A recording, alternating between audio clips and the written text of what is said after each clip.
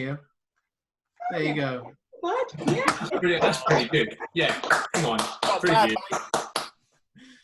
Oh, my On your turn. Can I throw one in? Do. Go for it. A real heroine of mine, or hero, Pam Ayres. Ah. Oh, I wish I'd looked after me teeth and spotted the perils beneath. All the toffees I chewed and the sweet sticky food. Oh, I wish I'd looked after me teeth. I wish I'd been that much more willing when I had more tooth than there's filling, to pass up gobstoppers from respect to me choppers and to buy something else with me shilling. When I think of the lollies I licked and the licorice all sorts I picked, sherbet dabs big and little, all that hard peanut brittle, my conscience gets horribly pricked. I could go on for some hours. There's a lot of that. I was just thinking, that was really good. And I'm just thinking, is it sad that I remember all those sweets? Yeah. Right, all there's now 55 of us. Oh. I'm sure there'll be more people arriving in the EV cafe. Hopefully everyone's adhering to social distancing. Shall we open the door? Shall we open the door? Let him in. Shall we let them in? Yeah. Let him in. Come on. A big warm welcome to the 4th episode of the Renault Electric Vehicle Cafe. And on behalf of the lovely panel, the special guests and myself, I just want to say a big thank you to those of you that have signed on today and that are just about to sign on. And more importantly, to those that have signed off the last 3 episodes as well. So don't forget your loyalty stamps. These kind of initiatives are really nothing without you. It's all about you as the attendees, us and the world connecting during these difficult times. And that can feel somewhat lonely from isolation and keeping those all important conversations going, especially around EV. So I've started one poll about fleet size. I'm going to put another poll up in 5 minutes. Love a good poll.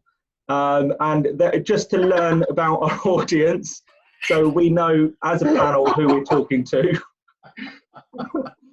I just realised how that came across now. I've always thought that about you, son. I think this is the time. This is the time that I talk about this. I'm not doing the Philip Schofield. So anyway, back to. Do we end the cafe now? It's 2 minutes past 12. Myself in for? So as I previously mentioned, this is our 4th round of serving expert EV coffee. And as for the last week, we ran a small competition for those of you watching my Zoe daily videos. And so I'm pleased to announce the winner, and that is Brent Oldfield. The answer was Zoe, that has 40 miles more range than its close competitor, called it WLTP. So congratulations, Brent, if you're on. If you're not, tough luck. He is there, is he? Yeah, lovely. And Sarah Sloman, John Curtis and Paul Kirby all win a prize as well for keeping their fancy dress on throughout the call. Now, can I just pick you up there, Johnny? Yep. It seems that we started out all wearing hats. Yes. And there's just Chris and I look like a couple of donuts now because everybody else has shed their headwear. Is that with or without hats? Yeah, I think Let's go and get a hat. Hang on. I've got this thing I've had from last time. So it's a bit hot last time. Field. Anyways, so if I carry on. Now before we go any further, I just want to show those newcomers around the cafe, especially those that aren't familiar with Zoom, and those that don't have the permission to add Zoom onto their laptop. I will be creating a YouTube link.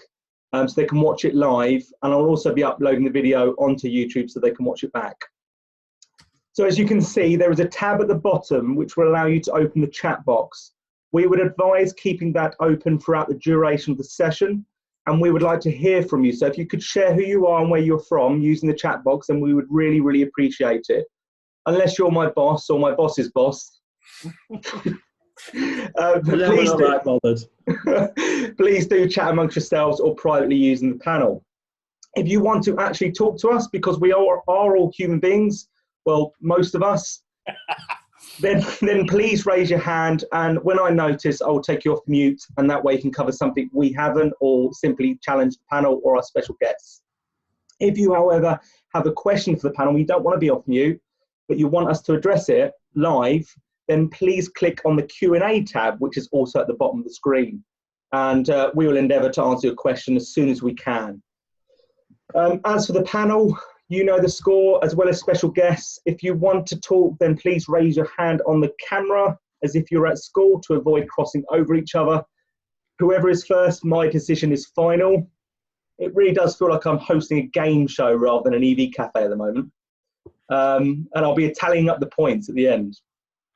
Now, before we get to the all-important introductions and agenda and really kick things off, I would really like to talk to you about the importance of today. So today actually falls on Earth Day. So I'd like to acknowledge the fact that it is Earth Day today, and it's actually their 50th anniversary. So nothing more fitting than talking about electric cars and electric replacing wet, flammable, toxic fuel in vehicles, and nothing better than to talk to those with the most experience driving across the earth, or putting them through the harshest terrain, or driving them really hard. That's not me, by the way, I promise, Mr. Renault. So just, if you're not familiar, I have somewhere on my laptop, yeah, here we go. So if you're not familiar about what Earth Day is, then I'd like to just take this chance, just this opportunity to read out their mission statement. So here we go. Our mission is to build the world's largest environmental movement to drive transformative change for people and the planet. Earth Day Network's mission is to diversify, educate, and activate the environmental movement worldwide, growing out of the first Earth Day in 1970. Earth Day Network is the world's largest recruiter into the environmental movement, working with more than 75,000 partners in over 190 countries to drive positive action for our planet. So that's their mission statement. So if you didn't know about Earth Day, you do now. My comment of the week last week, if you remember, was make it an eco trip, not an ego trip. This week, my favourite comment is in fact from the Earth Day website, albeit much longer, but I thought I'd share it with you because it is really relevant to what we're going through right now. So their comment on their website states, so they say, the coronavirus pandemic does not shut us down. Instead, it reminds us of what's at stake in our fight for the planet. If we don't demand change to transform our planet and meet our climate crisis, our current state will become the new normal. A world where pandemics and extreme weather events span the globe, leaving already marginalised and vulnerable communities even more at risk. I thought that was worth sharing, very thought-provoking and really does hit home, but it is now our opportunity, and for most, we can prove it can be done. And I know one of our guests has done some work with the WWF, which I'm sure they'll tell us a bit about it a bit later. So, on to introductions. You all know me. I am that guy that rambles on about how good my Renault Zoe is on my drive on LinkedIn. And for those that don't, I am the Southern EV Manager for Renault UK Fleet Department, and I'm always eager to engage with fleets, leasing companies, dealer network, public sector, you name it. I like to think that I can offer a support, an end-to-end support and solution, and ongoing support for EV adoption. I'm also the moderator of today, and so, because I like to keep this panel in check, they are a lot to handle at times, especially John Curtis. So on to the panel. So on the panel, helping us fight the good fight, we do have Mr. Curtis. Would you like to give us the honours and give us a quick intro to the newbies, John, and then followed by Matthew and then Paul? Sure. I'm John Curtis. I'm ex-head of sustainable transport for the Scottish Government. I've been involved with EVs for the last 10 years, putting all the charging network into Scotland, 380 electric vehicles for 32 local authorities in Scotland, and then left the Scottish Government because I realised that we needed some champions. We needed people out there who were going to say, do you know what? I'm a normal petrol head, kind of normal, and I love cars. And I want to do the very best I can, whether that be petrol, hydrogen, electric, fried beans. I don't care what powers it. Frankly, we've got to do the best we can, and it needs people out there talking positive, telling people about the facts, getting through the myths, and helping people to understand, because it is a scary old world out there. And so I left the Scottish Government. I've been working as a consultant, now a Go Ultra Low ambassador. So my job is very much to communicate with anybody and everybody to tell them just how good low emission vehicles are. Thank you. Excellent. On to you, Paul. Oh, right. Was it me? I thought it was Matthew Sorry. and me. I was Yeah, just sorry. behaving. way round. I was doing as I was told.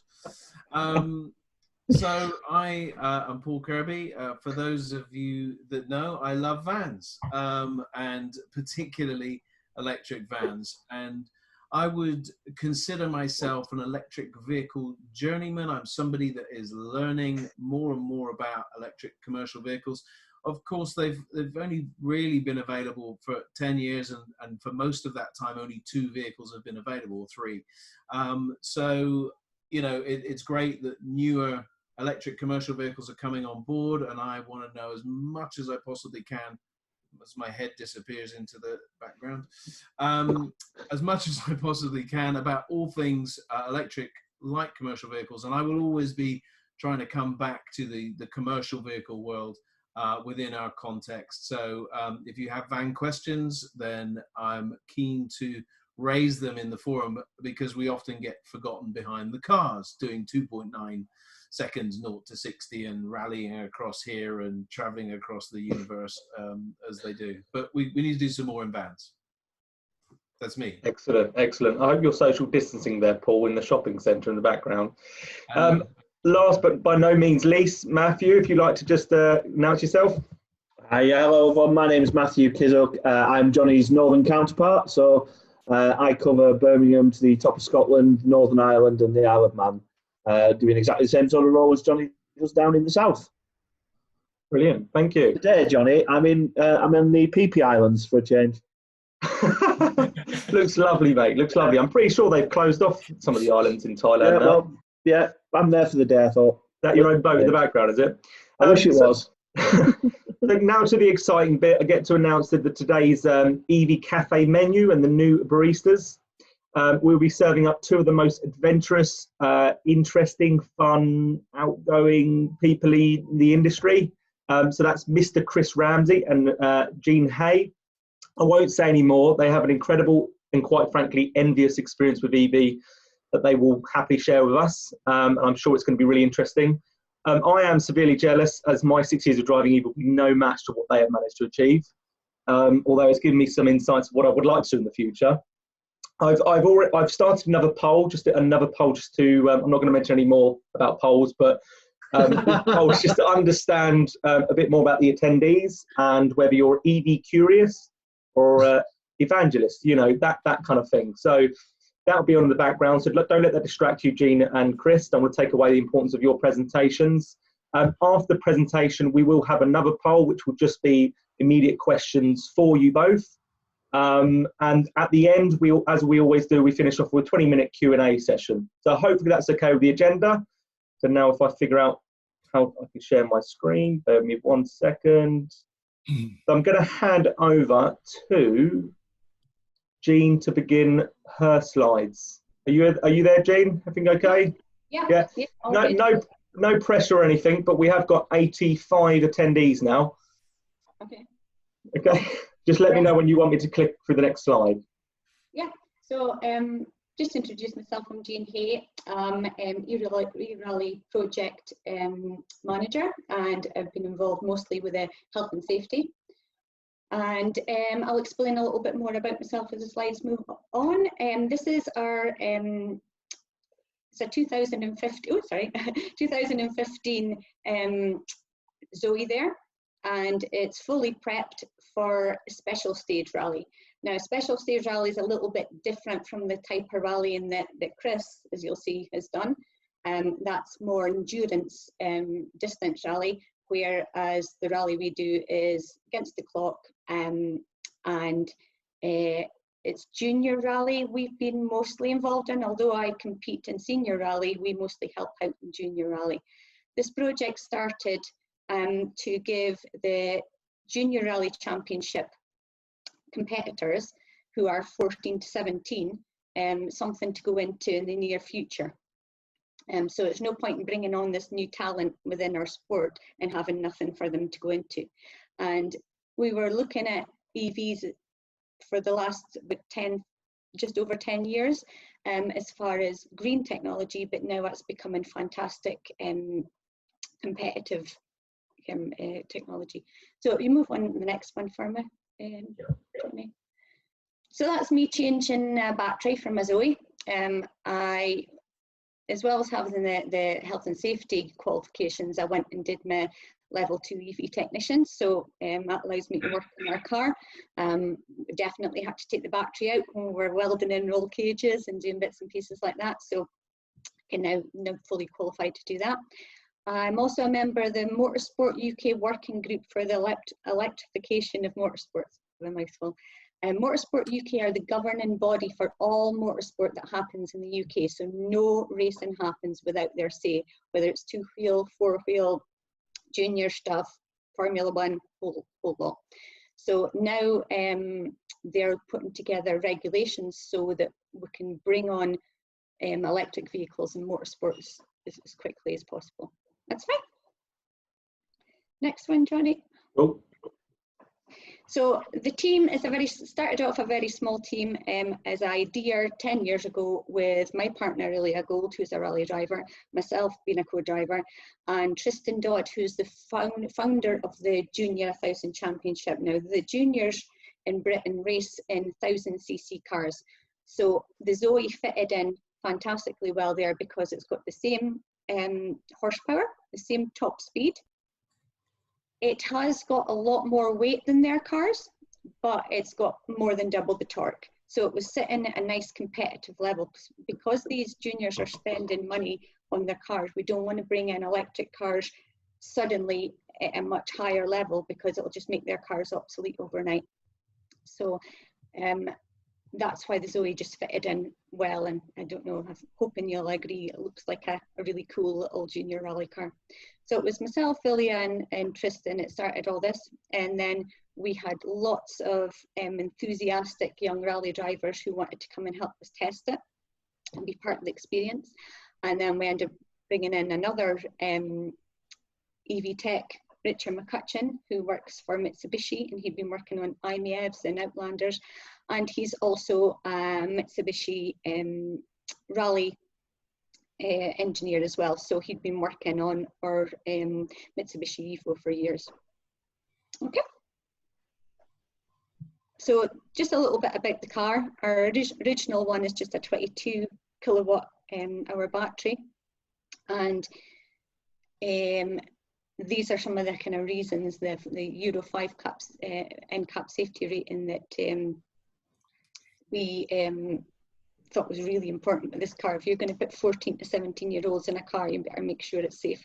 So it was a safe little car to start off with before we even started doing all the safety features to it.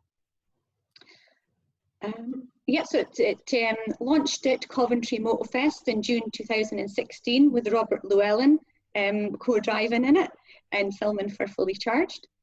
And then it did its first rally in October 2017. As far as we can see, it's the first rally car to compete in special stage rally in the world that we know of. And it competed alongside internal combustion engine cars, so it was quite a good comparison. Okay. Johnny, you pop it on? Great. So, sorry, I'll pop mine on as well so I can see what I'm doing. Oh, no, it's not doing it. Okay, so as I said, Motorsport UK is the governing body for motorsport in the UK. So the buck stops there. If you have any bad crashes, accidents, any spectators injured, things like that, they are the ones that would be up in court. So we had to explain to them what we wanted to do, how we were going to do it, and reassure them that we were going to do it in a safe way. We needed to make sure that the car had all the requirements for competing. So that's it, just with its roll cage, welded in there, were to make sure that we kept everybody safe. So not just drivers and spectators, but rescue and recovery crews as well, who come along when you're upside down and cut you out of your car. So we make sure we kept them nice and safe too. Fire was also something that we always got asked about from the start. I think Richard Hammond had a lot to do with that. So we also did a lot of research on what type of fire extinguishers would be best to use on lithium-ion battery fires. And looked into safety equipment for first responders as well. The fact that they would have to have the proper grade isolation gloves and face shields and all the equipment they needed to make sure the car was properly locked out before they ever went in cutting through 400-volt cables. So the most of the work that we did in the car wasn't for performance, it was for safety. So the custom built roll cage, proper suspension, and fire extinguishers plumbed in and handheld, competition spec wheels and tires, and you're not allowed to compete in a car here unless it's just a kind of road going class, without having plumbed in fire extinguishers, which you can activate from outside as well as inside the car, and emergency electricity cut off that you can do outside and inside the car. So all the relays and all the stuff for that. The proper seats and harnesses, intercom. Now intercom is usually something that we use in a car for the co-driver to speak to the driver, because the cars are usually so loud, but that hasn't really been a problem with the Zoe, but it's still important to have intercom so that communication works. And combined little glass hammer and harness cutter. So that's the kind of thing we did into the car. That's me standing at the first rally there with marshals and rescue and recovery crews, giving them a full briefing on the car before it did its first rally. And this is something that will need to happen with every EV as we gradually move them into motorsport. The Motorsport UK have just released their online training programme for EVs for officials as well, and are going to do different levels of training depending on whether you're a marshal, whether you're going to have to cut into a rally car and extract someone from it, or whether you're a scrutineer, because every car needs to be scrutineered and go through scrutineering first to make sure that nobody's cheating and all the safety equipment's right. So all the training is going to happen for that. So if we could move on. So again, the first rally we did here, safety briefing, and then we've got the first scrutineer to scrutinise a electric rally car there, and the driver Cameron Davies, who went all the way through the Junior 1000 Championship. So he started rally driving when he was 14, and he's now a senior driver. And Andrew Blackwood, who is also a junior driver, who was co-driving for him there. And I think that's just enough to do. Excellent. Thank you ever so much there, Jean. And before we start with you, Chris, I just want to share one of the polls with everybody. So I'm going to share the results. So I find this quite interesting, actually. So can you see that on your screen, everyone? Can everyone see that? Yeah. So one of the polls that I put up, I think we had about 75% of you had submitted your answers. So what do you consider yourself as? I found it quite interesting. The one that scored the most was EV curious. So yeah, 32% of you are EV curious. There's quite a lot of you, there's no one that's EV skeptical.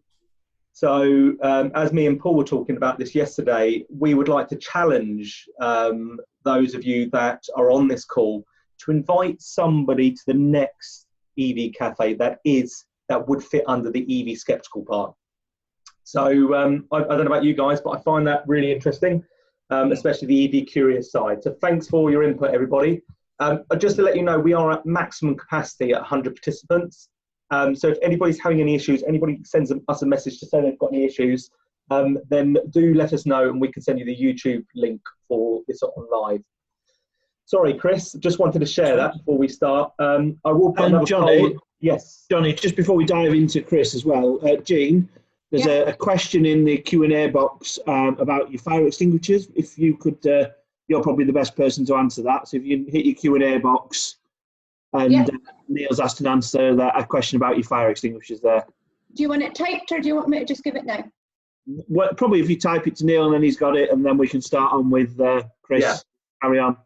Just wanted to throw in that there was a question for Jean, just would be relevant probably to take it, was that how does the comparison between the EV driving and say a Renault Clio, in terms of performance and all that kind of stuff, what was the comparison like? That was a question from Dean Hedger. Well done, Dean. So maybe you can just tell us. Yeah, absolutely. So it's quite a good comparison versus a Clio. The instant torque would probably be the biggest one, because as soon as you touch the accelerator with EV, you're just off. The instant torque's fantastic, and the balance of the car as well, because you've got 290 kilos of batteries in the floor pan. Most junior drivers tend to have to tweak their brakes quite a lot, their brake bias quite a lot, to get the balance of the car right. And the Zoe was great right out of the box, just because of where all the weight was in the car. So the handling of the car was really gave the young drivers a lot of confidence because of where the weight was. So I would say, the instant torque, the pickup, the brakes are really good as well. There was nothing needed done to the brakes. Wow. So that's impressive. Yeah, we didn't have to do anything to the Zoe. We've still got a Zoe's original brakes. And if you want to go fast, the first thing you look at is how your car brakes. So, We'll get to. Thanks for that, Jane. We'll get to the questions after Chris Ramsey's presentation, because we've got a couple in the Q&A box as well, I've noticed. So without further ado, Chris, if I'd like to hand over to you. Yeah, cool. Thanks, Johnny. And probably the poll fits in quite nicely with how I'm going to start, because the fact that a lot of people are EV curious is how I actually started. So a lot of people know me as the guy who drove to Mongolia in an electric car. But my journey started 9 years ago. So Plug-in Adventures started 9 years ago when a little advert popped up for an electric car at that time, a Nissan Leaf, and I thought, what's this all about? What's electric all about? So the way my brain works, I jumped into a Nissan Leaf that I borrowed from a dealer and drove to all three UK capital cities over a long weekend. And there was probably about 50 to 60 chargers in the entire country at that point. So there was not enough chargers to support that trip. And to say that it was a bit of a nightmare at times is an understatement. But at that point, I was absolutely hooked. And I knew that electric at that point was the future and the way that I wanted to go. So if you can move on to the next slide, Johnny. So Plug-in Adventures was basically born from that. From there, I decided to go and educate myself a lot more about electric vehicles. And over the 9 years, I've completed a number of electric expeditions, but I do a number of other things. Plug-in Adventures also does a lot of public and corporate speaking and engagement at businesses, going into companies and engaging with their employees to educate them about electrification, but also about living with electric life.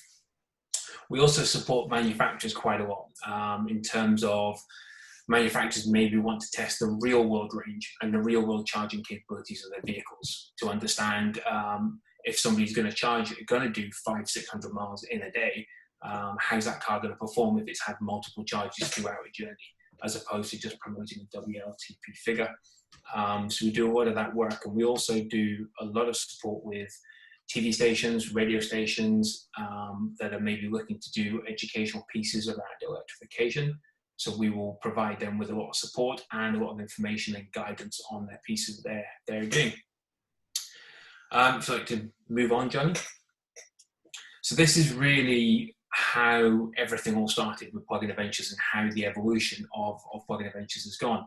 So I've pretty much driven, I would say, near enough every electric car up until a year ago out there, excluding hypercars. They won't let me get hold of those for some strange reason. But I've done pretty much everything. So John goes to Land's End and back in 48 hours. I've been driven to Monte Carlo and back in 60 hours. These challenges are all done with a co-driver, so it's obviously done with all the safety requirements. But from there, I've also moved from electrification on 4 wheels onto electrification 2 wheels. And just last year, I became the Guinness World Recorder for the longest distance in 12 hours on an electric bike. I smashed the record by 68 miles. It currently stands at 178.6 miles now. But that then led me to a thought, and we were attending a fully charged event, and one of my friends, and just like myself, is a massive Renault Twizy fan. And this is not for you guys, Johnny, this is not me publicizing your product, but we love the Twizy. It's probably one of the biggest head turner electric cars at any show. People go to that and think, wow, this is cool. So love it. So we came up with the idea of racing the Renault Twizy against me on an electric bike, 500 miles from Aberdeen, which is my home city, to Silverstone. And the Twizy and the bike batteries are pretty much very similar, around about 50 miles range. They take about 2 to 3 hours to get that battery charged again. So we thought it was a perfect test between human endurance and electric endurance at that point. And I have to say, unfortunately, the Twizy did lose, but it only lost because my friend found the back seat of the Twizy very comfy and he overslept at the last charger. So I kind of got off on that one. But yes, we also have, I mean, the thing that I am most known for, and Plug-in Adventures is most known for, and that is the Mongol Rally. And that was completed in 2017, and really, for me, was to set the benchmark of what an electric adventure is all about, and how an industry needs to adapt to the changing in the world, the changing in the technology, and it likes the climate change. How we have to change the way that we do things to help our planet. So if you want to move on to the next slide, Johnny, and I can just kind of cover a little bit. So first of all, the Mongol Rally, I mean, literally it starts from London at Goodwood Racing Circuit, and you drive all the way to Ulan-Ude in southern Siberia. It used to finish in Ulaanbaatar, the capital of Mongolia, hence the name Mongol Rally. But from a couple of years ago, it moved to the finishing line because of visa and restrictions on tax implications for vehicles, non-Mongolian vehicles coming into the country. But this was, for me, the best way to showcase to the world and all those potentially EV skeptical people or people that are wanting to know more about electric vehicles, just what is possible with an electric vehicle at that time. So we use a standard 30 kilowatt Nissan Leaf. The only thing we did was raise the suspension slightly, remove the back seats, and as you can see, fit the roof rack. The raising of the suspension and fitting the roof rack basically took a car that had a real world of about 115 miles really down to about 90 miles driven reasonably carefully. And we were driving across countries that had zero charging infrastructure, didn't even know in some cases what an electric car looked like. And this was to really showcase that although you can drive an electric car to your town, people think you cannot drive long distance in electric vehicles. And even in populated countries like ours, you have to have infrastructure to support that journey, regardless of where you're going. This was basically to dispel that myth completely. So we drove, like I say, it was just shy of 10,000 miles. In Kazakhstan, for example, we traveled close to 4,000 miles in a country that has no roads in some areas. It has zero charging infrastructure, and we had to just find our charging points along the way.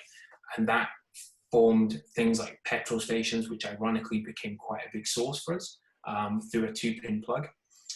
Russian fire stations, we were charging from electricity pylons in the middle of the Siberian forest.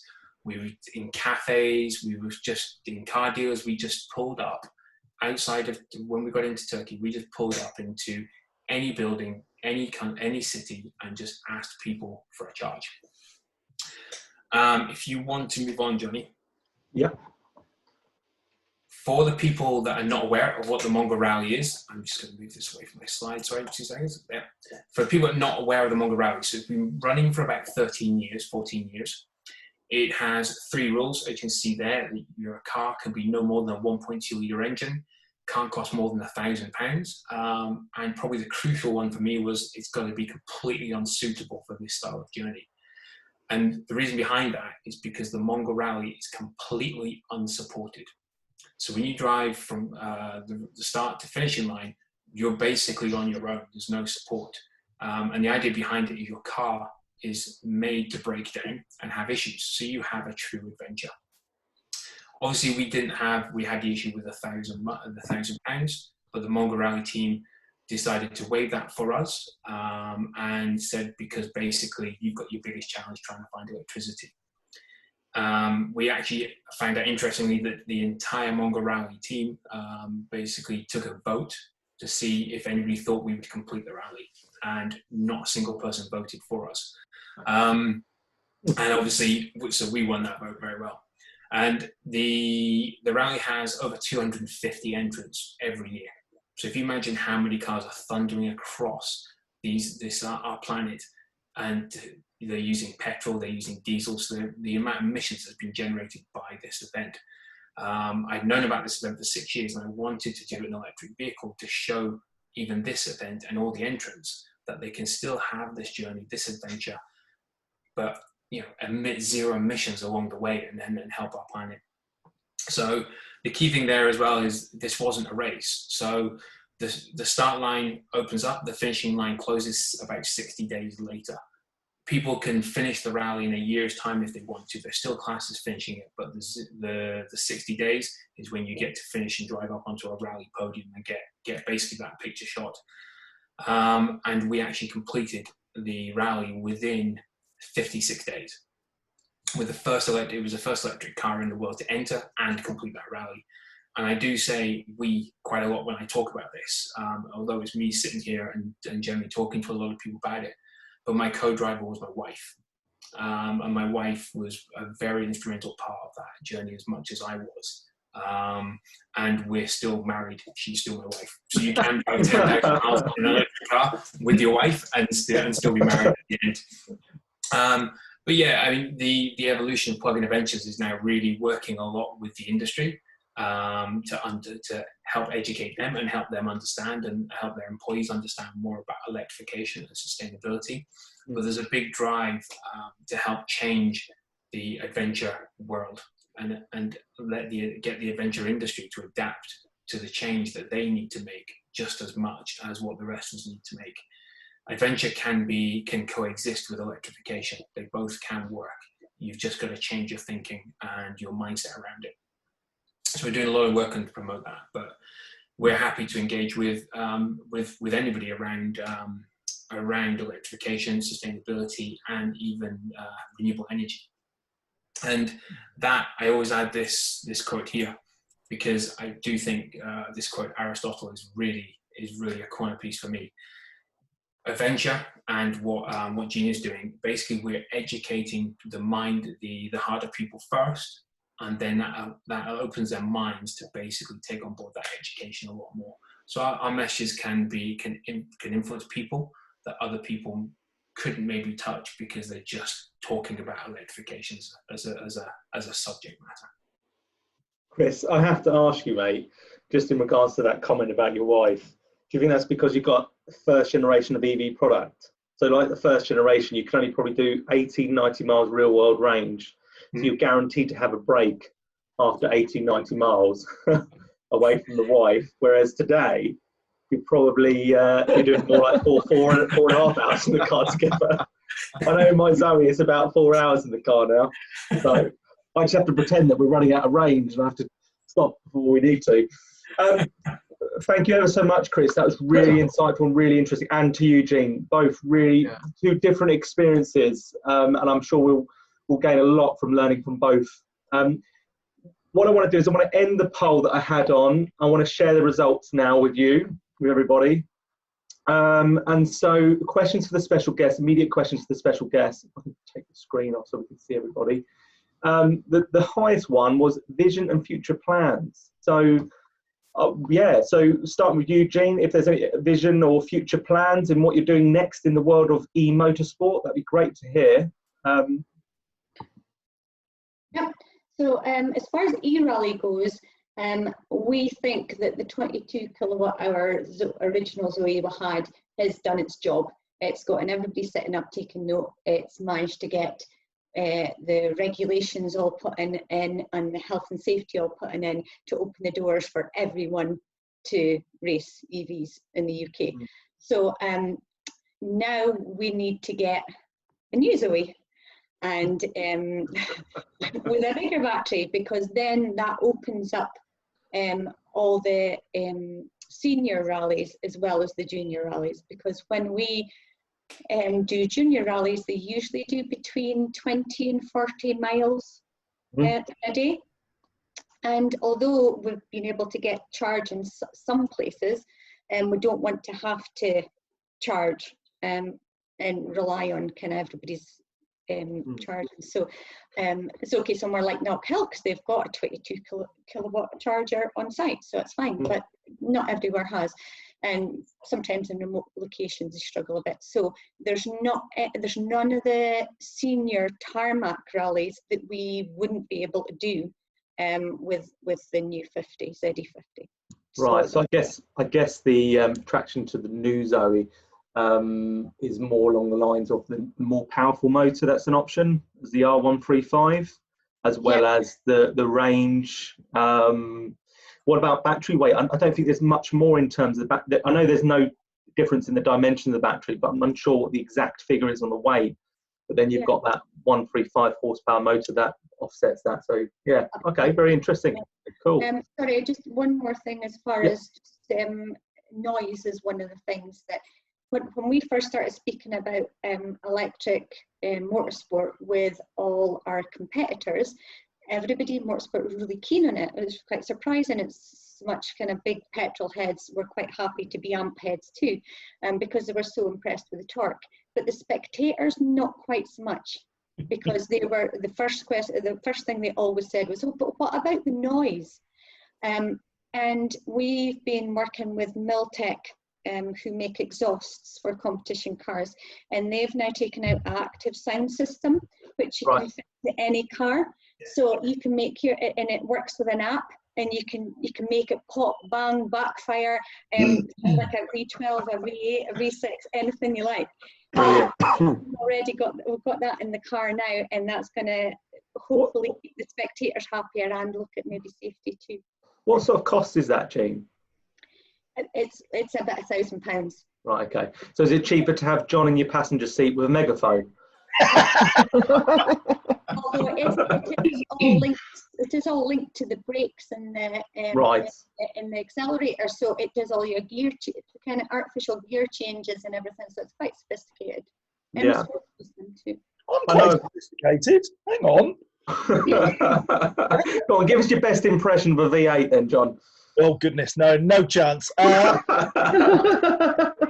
really interesting is when you think about it, BMW with the i8 did an amazing job of taking a 1.5 litre petrol engine and through augmenting sound were able to make it sound like a V8. And I think artificial noise, whilst it's something I wouldn't encourage for road cars because I just think that's a complete nonsense. For spectator sport, outstanding. I never forget being at Rockingham and an EV event, and it was like being on another planet where things just hummed past and everybody was quite chilled. And a Ferrari 458 started up in the garage, and everybody went, "Wow, what's that?" You'll never replace that. I've got to disagree with you there, though, John, about the comment, on the road. I think it's important for pedestrians to know that there's presence in the EV. And so from some of you who don't know, Renault do offer what we call a ZE voice, although it doesn't have the same attraction as a V8, but it does sometimes sound like a bit of a UFO. But that is an audible noise up to 18 miles an hour. So again, for pedestrian safety more than anything else. Chris, I noticed that you had your hand up. Yeah, I just want to touch on the point that John was making about the i8. I actually sat with an individual who was sitting in an i8. He wanted to have a look at it, and he knew nothing about it, but he just thought this was a great car.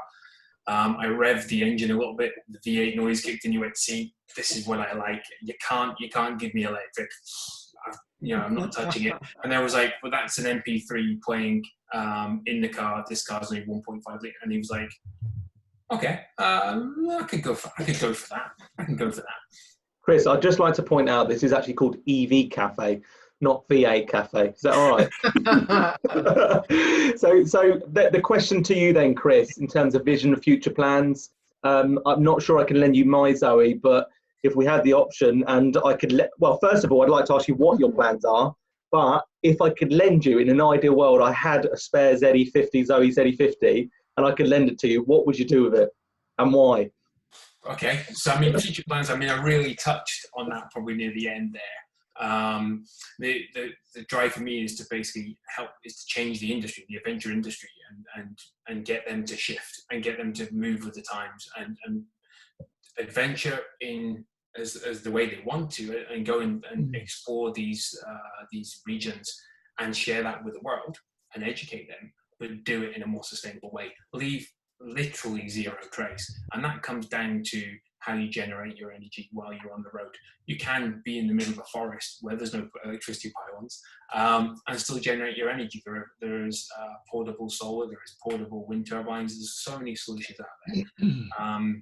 So that's going to be a big focus of mine as we go forward. And then it's really engaging with organizations.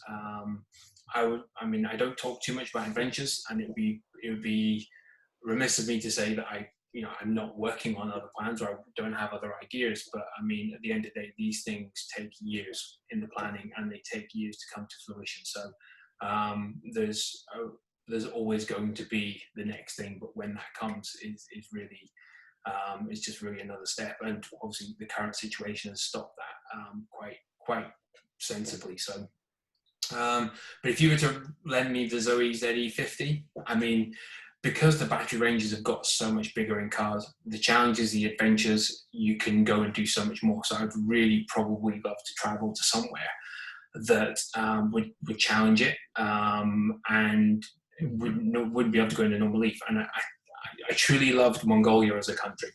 And I think if I had a Zoe ZE50, I'd probably take it and I'd probably go around the whole of Mongolia and showcase just how much of a beautiful country that is. Brilliant. And if you had the ZE50 for the Mongol Rally, and you did the Leaf, what was it, 56 days, was it? 56 days, and that was still taking some time out as well. How quicker could you do it if you had the range that you get nowadays? Half the time. If to be honest, if I had that range, I probably wouldn't have done it. I probably wouldn't do it because I couldn't make it an adventure. But further. The reality, we were traveling in Europe. We travelled a good 500-600 miles a day because we were using the rapid charging network. Europe was completely boring, monotonous because we saw nothing but motorway service stations, and we slept in the car for 85% of that rally. That was our hotel. But in Turkey and countries like Kazakhstan, the conditions were so tough going, there was no charges, so we were probably really only traveling about 120 to 150 miles maximum a day because of the charging and plugging into a 2-pin plug. Okay, excellent. Thank you, Chris. Just want to go to the Q&A page. Yeah, I'm just going to say I've got some good questions in there. Before we go through to the other questions on the poll. So Will Burgess has put, what was the charging infrastructure like across the other countries, Chris? Which countries had the best chargers? So I'd like to know where they are and what they were, and which had the worst. He's also put another one saying, edit to that question, which countries did you struggle the most to get a charge and which were the easiest? So yeah, I think from the best and the worst there, Chris, if you could answer that, that'd be great. Ironically, the place where we experienced the issues more with the chargers was actually England. We struggled to get out of England using at the time the CYC network. That has improved dramatically, so it was fine there. But we went to 3 chargers; they were all down. But in terms of the battle to find charging infrastructure, that literally was from Turkey onwards. But Kazakhstan stands out as the biggest one. Like I say, no roads on the west side of Kazakhstan. We were driving through fields and making our way through areas, no sat-nav, no nothing. And we relied on pretty much any building we came across, I say predominantly petrol stations. We charged in cafes through cafe windows and roadside buildings. And then Russia.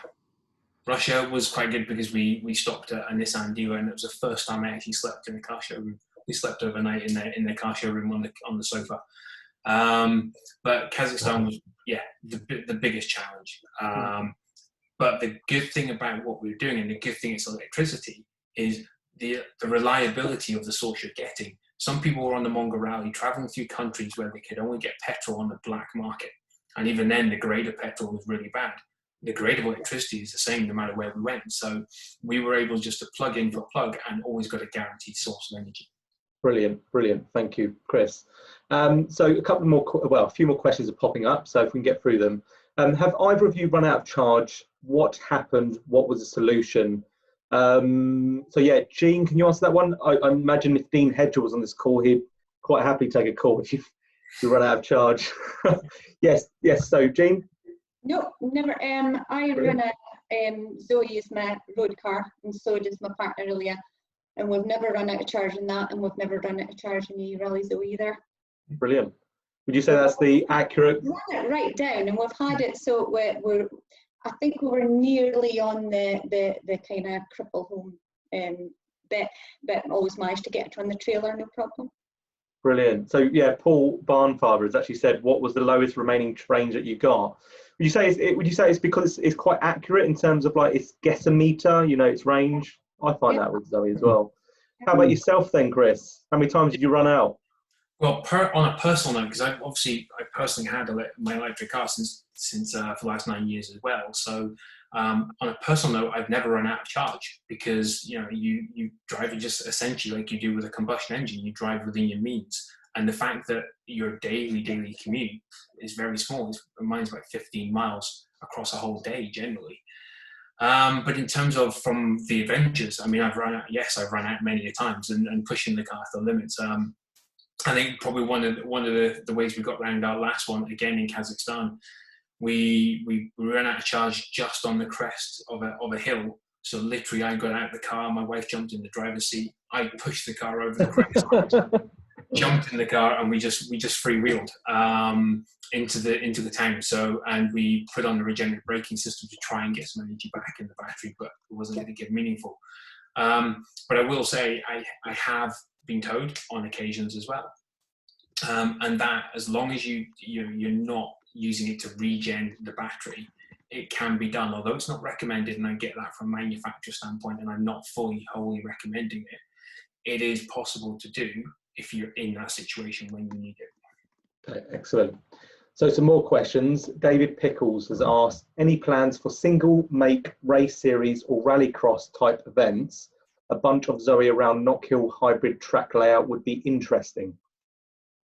Yep, there were supposed to be until coronavirus, starting in August 2020, the Opel eCorsa Cup in Germany, and they're replacing the Opel Adam Junior Championship that runs alongside the German Championship with EVs. So the reason we haven't done it here yet is sponsorship. There's the same time as we were kind of trying to get sponsorship together for our junior Zoe Championship was exactly the same time as Brexit hit here. So I found that most companies weren't spending the money because of the insecurity. They weren't spending the money they used to. So that's been the biggest challenge with this whole project is sponsorship. Knockhill have been fantastic. They've been supporting us from the start. They're our local racetrack. They're kind of 8-9 miles along the road from me. And Stuart Gray and Gillian Shedden for Knockhill have let us use the track free for just anything we ever wanted to do, whether it's promotion or testing.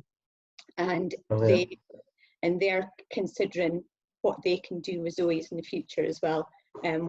So yeah, it's something they're really serious about. They put their 22 kilowatt charger in before they met us as well. So it was already something they were thinking of doing. Sorted. Yeah. Chris, you had your hands up. Yeah, I was just going to say as well, to touch on that as well, there is an eRally series kicking off as well. I don't think it's I was going to say like a rally cross, it's just an actual traditional rally. And there's a guy, Tom Ford, who does Top Gear magazine. He's done a new TV show called Hard Sell. And he actually showcases that vehicle and what's going on with that series. But also there is Mercedes have an EQ, I was going to say their little EQ, a little single seat, like the smart car, the electric version of that. They do a racing series on that as well. Excellent. So a few more questions just to get through. How is the rally car charging issues being dealt with? That's from Willem Bartman. So far, the Motorsport UK have only allowed electric cars to rally special stage rallies in single venue. So it's because of spectator safety. If you are out in a forest, about 80% of the time, your first responders will be spectators. And we need to make sure that doesn't happen with EVs at the moment, because the spectators don't know enough about them. And they're initially would go and try and right you, put you on your wheels and get you on the way again. So with single venue, the spectators can't get near the track. So that's why it's single venue just now. And because of single venue, we've always been able to use a 3-pin plug, and every time it comes into service, it just sits on that. When we go out in the forest, we're going to have to look at something else, whether it's going to, it depends what kind of length of rallies we're looking to do. Excellent, thank you. So, Jean, you have a question from Glyn Hall, which you can answer in the chat box. He just wants to know what spring lowering kit did you use? You mentioned adjustable gas shock, so I'll let you answer that in the chat box if you don't mind. Yep. So 2 more to go, and then we go back to the agenda. So for Chris, how did you go about asking someone to charge your car at their home, and what was their reaction to the whole thing? I'd imagine there was some language barriers as well there, Chris. Well, obviously I'm fluent in every language before I went on the trip, but no.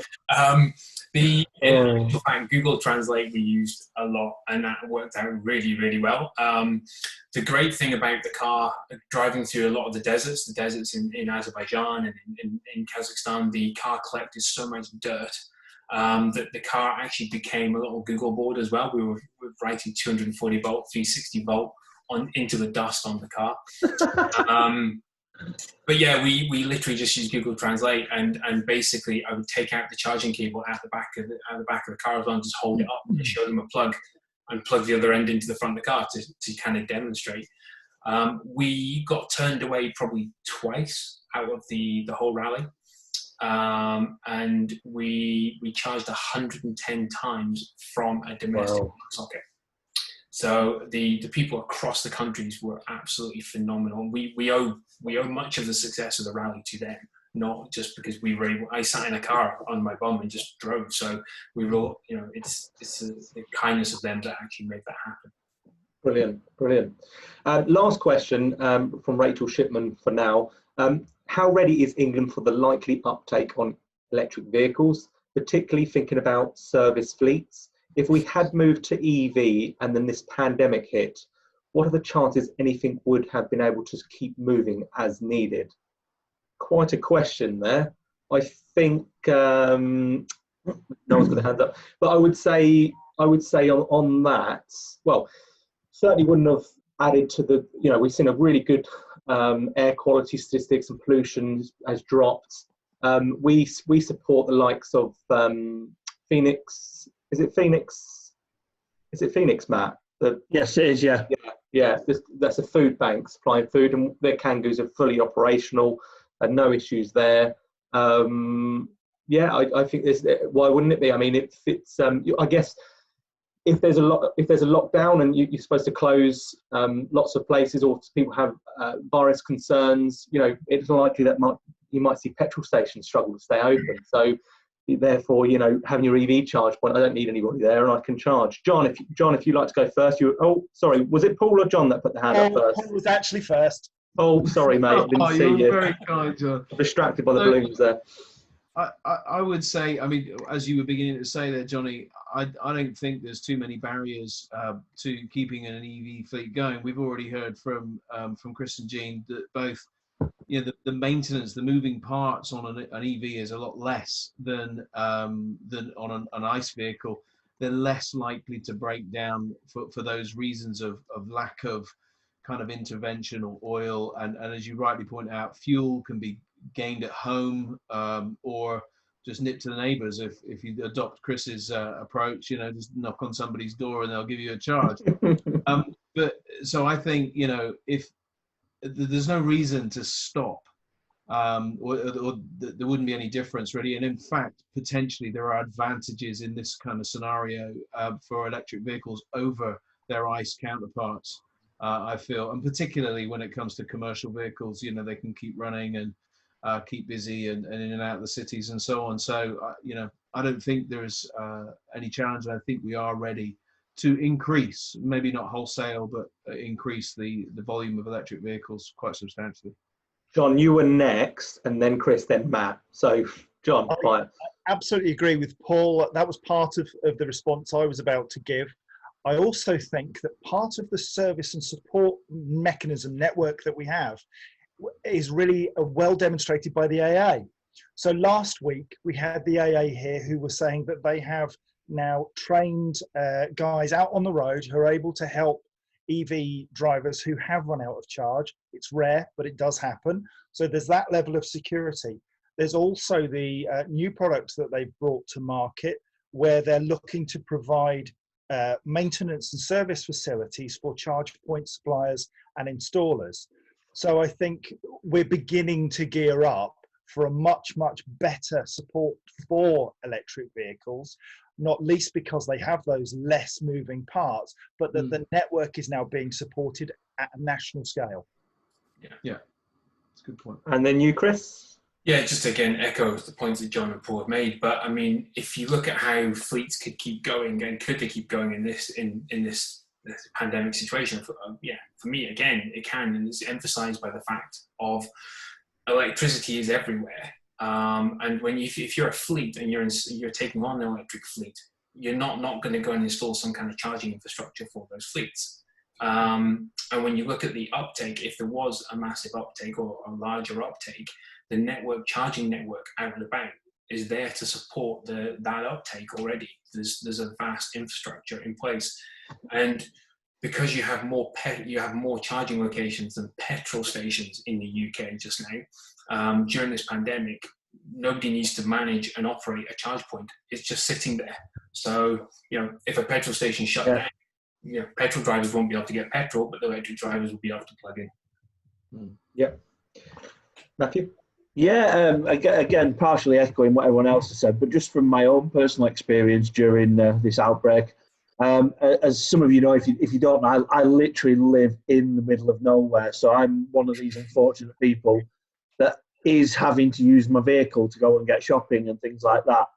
I parked the diesel car up at the start of this pandemic, and it's not been touched since. Every bit of moving around that we've done since the pandemic started has all been done in a Zoe. Not even touched the diesel car. And you know what? It's just another one where it's one less touch point. I'm not going to a petrol station. I'm not putting myself, I'm not grabbing petrol pumps and having to, put myself at risk that way. All my charging's done here at home, and the vehicle really does give me enough range that anything I am ever going to need to do during a pandemic situation, I'm covered for. So, yeah. Sorry, John, back to John. If I may, just picking up on that point, we're all evangelists. We're all people who love the electric vehicles. And I've been just looking at the comments, and there's a young lady who I know rather well called Hannah Conway. Hannah is my daughter, and she runs her own bathroom business. Right. We've been glad to hear you know her well. And we've been talking for some while about putting in electric vans into her bathroom delivery business.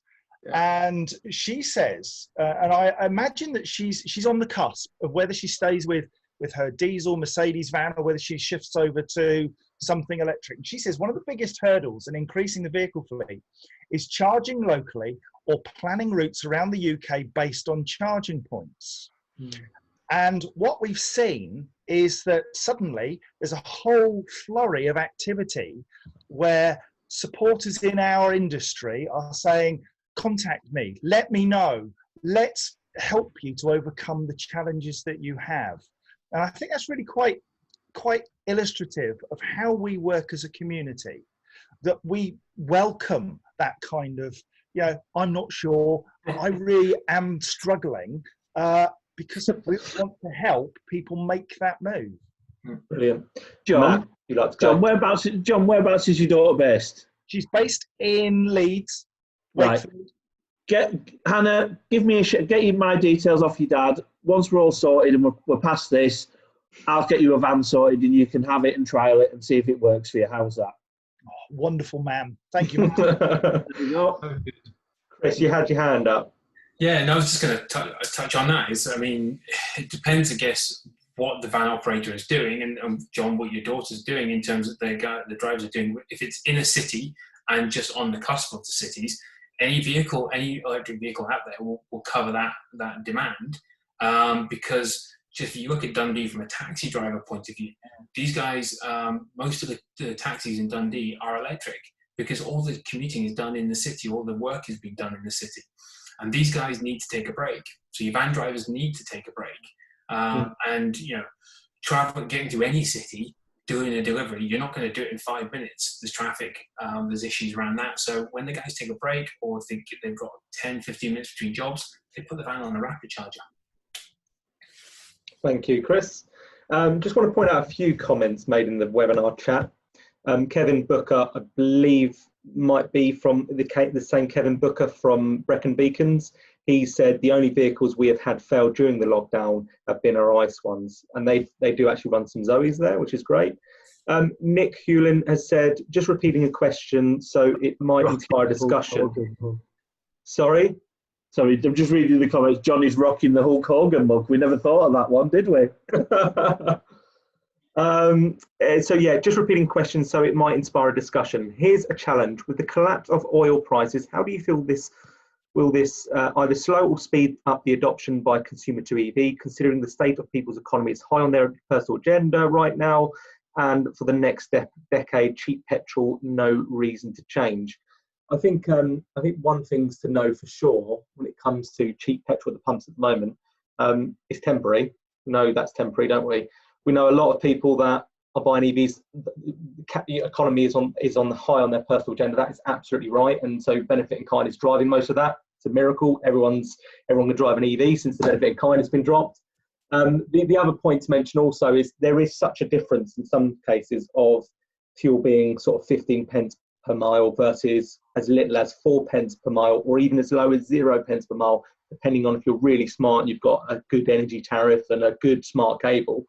So it would need to drop quite considerably to match an EV, I think, but it would be good to see how the whole life costs are now in fleets, considering that petrol has dropped as much as it has. Matthew? Johnny, the other thing to mention is obviously, they were giving petrol away the other day, weren't they? They were actually paying people to take it because there's no storage in Texas. But you're still paying for it at the pumps, and it's still like, the price at the pumps are not giving it away yet, are they? So who's not in the big change in the price? Tell you what you could do, just on that, and it's a bad idea, but it's still going to be efficient. It's a bad idea. That's not how I should start. Dig a hole in my field and fill it with oil. If we had as many electric vehicles as possible, all those mobile batteries, we could use the oil to turn it into electric and put it into the batteries, couldn't we? I think Chris is smiling there. Might be a bad idea, but better for air quality, that's for sure. Yeah, I think for me, we've had this conversation with a lot of people. Not a lot of people know that my background was actually oil and gas. So growing up in Aberdeen, it's the oil and gas capital of Europe. So I spent a lot of time in the oil and gas industry, and it's part of the driver for doing what I do now because of the damage that I see that I've done to the world.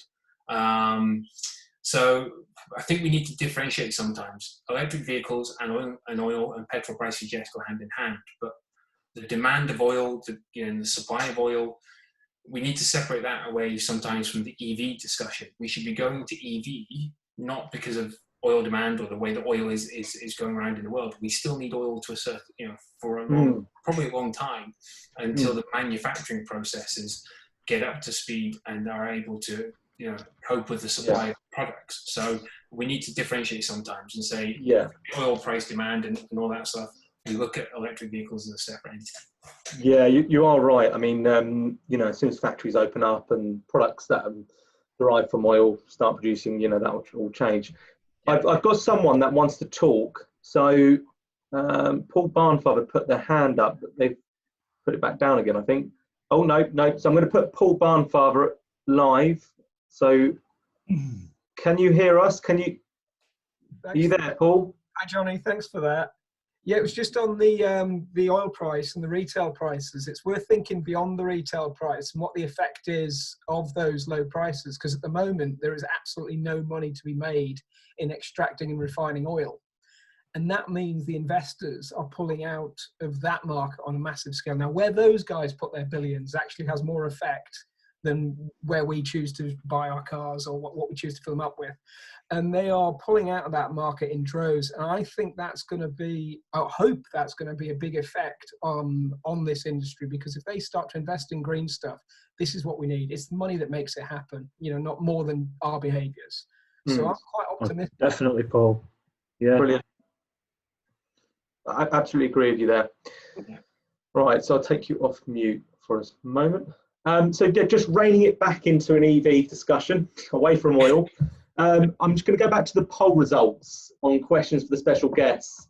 The second most popular question is the greatest challenge that you overcame, Jean and Chris. So greatest challenge, Jean, do you have one? The greatest challenge has been sponsorship, and it's still one that we can't overcome. So that's still the battle that we're fighting. Yeah, that's how motorsport runs. It runs on sponsorship. You'll see Formula One and everything else. But I think as we go on, people will be pulling their sponsorship away from ICE motorsport, because manufacturers will be dropping out ICE motorsport. Because what's the point in testing and promoting in a technology that's dying out? So all the manufacturers will be heading more towards electric motorsport. So hopefully the sponsorship will start coming with that. Yeah, Very lovely.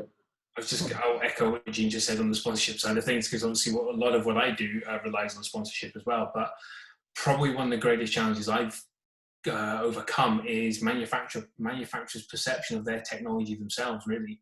Since when I first started, manufacturers, I was told I wouldn't be able to drive from Aberdeen to Dundee 60 miles on a battery and on my first journey. So, and every time I've engaged with manufacturers in the early days, a lot of them just wanted to distance themselves from what I did, purely because they were, at that time, there was not enough confidence maybe in the technology itself, or not enough understanding in the technology itself, how far the battery would go, how well the vehicle would perform, what the charging infrastructure reliability would be like. But I pushed on and pushed on and pushed on, and obviously the Mongol Rally was probably the big thing to say there, because although that was a self-funded adventure, the Nissan and the Nissan Renault Alliance saw, just exactly what was possible, and they bought into that vision as well, and supported that from a media perspective. So that overcame that challenge, and I think that for me has now started to turn. Manufacturers are more susceptible to what we do. John. Just want to pick up a comment that Simon Brace has made, which is absolutely spot on. He says, I always say that range is just about how often you need to charge, not how far you can go. Exactly. Simon's other famous comment is ABC, always be charging. Nice to see you on today, Simon, again. You park the car the most of the time, so why not utilise that time rather than stopping? And yeah, I mean, I've never done anything as much as you, Chris, but I have gone up and down the country in a first generation EV. Yeah. Paul, sorry. I was just going to ask the guys, Chris and Jean, I'm pointing because that's where they are on my screen, but anyway. We just thought you were dancing. Yeah, exactly. That is how I dance, actually, yeah. found out. I'd be interested to understand, and I get this is kind of inviting you to give a pitch almost, but what is the benefit of sponsorship? So, you know, if a company was to sponsor you guys, what is it doing? And we talked a little bit about the education, the value and the benefit, you know, that goes on beyond that, but how's the benefit for them? Pitch away. Okay. So with motorsport, your sponsorship gives you advertising space, basically. Right? So you've all seen rally cars, all graphics up, and how much space you can get on them. So it's not just the advertising at the whatever venue you're at, and the amount of people there. It's how many times it features on TV and interviews and magazines and everything as well. So that's basically what your money is doing as far as advertising. If you think of how much it would be to put an advert on the TV or advert on the radio or whatever, or a side of a road or whatever, that money could have gone into motorsport instead. With junior motorsport, you're buying into a chance to say you discovered the next Colin McRae as well. So it's investing in the talent and the people as well as the cars. Thanks, Gene. Where are you, Chris? I mean, echo that again is from the sponsorship angle, in terms of what it buys people in terms of advertising. Yeah, it's great. I mean, but from my perspective, because I do a little bit of a different to the rallying side, the adventure side, it's basically I work with a lot of the brands to showcase what they're doing internally and creating all the video and marketing around that. So amplifying their message and tying in what I do and what we're doing on our adventures to their message. But also we go out and we go into countries where some organizations are trying to amplify their brand within that country. And in some cases we actually just work with brands because they actually just believe and are passionate about what we do. And from that perspective as well, I do affiliate myself with a number of brands as well on that basis. So I'm interested because one of the things that I'm aware of is that it's going into the younger generation. Gene, you're particularly focused on the younger generation, you know, with that rally car. But Chris, I know some of the work that you do kind of spills into the sort of school environment, and that's one of the areas that you're looking to grow in. And I just think it's really good that we can invest money in the next generation by helping you guys do what you do. Will bring up the next generation to fully understand electric vehicles and also be aligned to that future, you know, because still the majority of outlets and activity is around ICE, but you know, let's grow the activity in the younger generation who very obviously get it from an EV perspective, and I think it's great what you're doing. So there you go. Matthew. Sorry, Matt. Yeah, no, you're all right, Paul. No problem at all. I want to speak about, well, I'm from my past life prior to being working for Renault. I actually used to work for DSG, who sponsor Gene and Elia and eRally. That's kind of sort of where I've sort of remember. Well, I met Gene from was years ago, and I have to say, from a point of view of DSG, they've sponsored you now, Gene, for how long have you had the van? About 3-4 years now. 4 years, yeah, 3.5 years. You know, and that's a small dealership. But to be fair, that car's run around with the DSG logo on it. Jean's got a Renault Traffic that the dealer supplied to her from 4 years now, that they've used as a tow vehicle, and you know, to get the vehicle around. And you know, Will at DSG's no choice. He's not wanting to pull out of doing his sponsorship with her. You know, it's great. It does genuinely work. And as I say, if there's anyone sat there that's looking that runs an EV company and you're looking for something different to do, as I say, from someone who has invested money in sponsoring these people, I can assure you it is a good choice and a really good opportunity for you. Sorry, just had to put my temp in. Yeah, Gene? Yeah, the car and the van were sitting trackside at Brands Hatch during the British Touring Cars Brands opening at Brands Hatch. So can you imagine how many people has seen it there. If you wanted to put your logo on the track at Brands Hatch, can you imagine how much that would cost you for a race? It's been to Germany, it's been twice, it's been in France, all over the country here as well. So yeah, it's been a lot. It costs a viewing. Yeah, it costs a lot of money to have your logo on the EV Cafe now as well. Sorry, John, I've seen you and Chris have John and Chris have raised their hands, so I'll let you talk in just a second. But after you said something, I just want to bring the conversation. I've got some questions around battery and reliability when it comes to using these vehicles in these cases, especially first generation. But do you have anything else that you just want to add to that sponsorship side of things, John and Chris? I was going to say that I know Chris has a massive reach in terms of social media and the coverage that he gets from the sort of stuff that he does. And the value, Chris, I can't put a value on it, but it runs into hundreds and hundreds of thousands of pounds worth of marketing spend that you'd need to make to achieve the reach that you and Jean both get. I mean, I was just going to, I didn't want to seem like we're pitching against each other, me and Jean here, but it's kind of the Dragon's Den. Yeah, I mean, during the rally, for example, if I say that was self-funded. It had obviously the media share from Nissan, but we were the biggest electric vehicle story pretty much in 2017. We were in every single country, covered by every single tech and car website basically on the internet.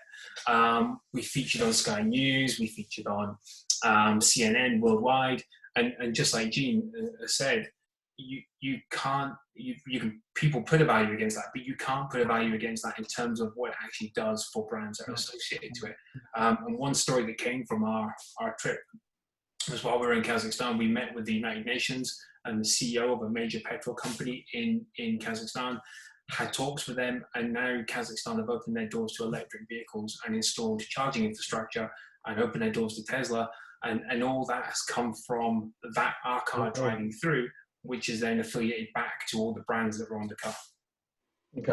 Wow. Excellent. Thank you, Chris. So I just have some questions around battery. I know we're talking about first generation of electric vehicles here, but I'd like to just talk about the efficiency, Chris versus Jean. I mean, your battery output measure in terms of miles per kilowatt hour. I guess I want to know your highest and lowest range. You both have a different goal. I mean, Chris has the goal of how far you can get in one charge, whereas Jean, how low can you get, because you're flooring it all the time. So how fast can you go? Yeah, I'd just like to understand the different miles per kilowatt hours. What was your highest, your lowest? Anything about battery efficiency, and then tying that into the life of the battery. For little things like, I noticed you've got a roof box on your Leaf there, Chris. Did that make a difference to the range? Was you looking at hypermiling? What does that hypermiling mean? What sort of speeds did you have to maintain in order to get the most out of the range? I know that when you go above sort of 50, 60 miles an hour, you deplete the battery a lot quicker because of the constant wind resistance. So yeah, anything you want to comment on that in your experience, guys, if you don't mind? Yeah, I mean, from the point of view of the efficiency loss we had on the Rally Leaf, again, comfortably you can get 115 miles at a 30 kilowatt Leaf. Because of what we did to it, we were, like I say, getting 90 miles, and then we were driving carefully. So most of our time was spent in most countries, because we didn't have a guaranteed energy source at our next location. We were traveling at 30, 35 mile an hour, and sometimes that was determined by terrain, but generally our speeds were about 40, really no more than 40 mile an hour. Mm-hmm. Contrast that to Europe, where we had rapid charging infrastructure and we were okay. We were driving at normal motorway speeds 70 mile an hour, because we didn't have an issue.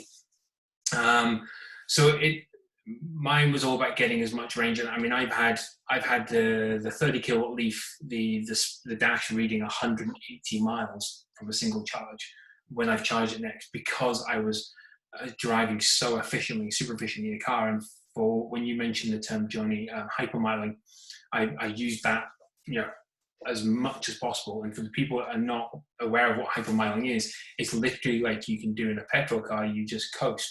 So you can slip the car into neutral, We don't recommend that, by the way. We don't. Yeah, I was just going to caveat there. You slip the car neutral when you're going down, when you're coming into any downhills, and you let the car coast. But what I do with that as well is I then put the car back into regenerative braking mode, so I maintain motor, same speeds.